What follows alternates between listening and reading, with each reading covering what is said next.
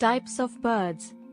There are many types of birds in the world, with over 10,000 different species identified. Here are some examples of bird types. Songbirds. These are small, perching birds that are known for their melodious songs.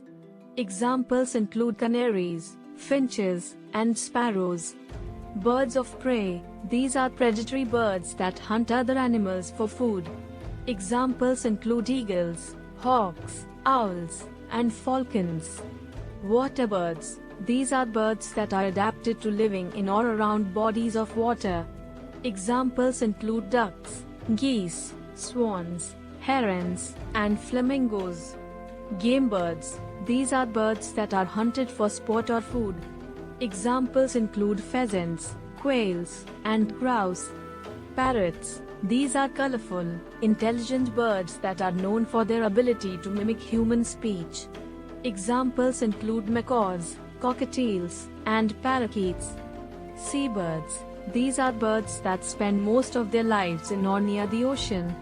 Examples include gulls, terns, pelicans, and albatrosses.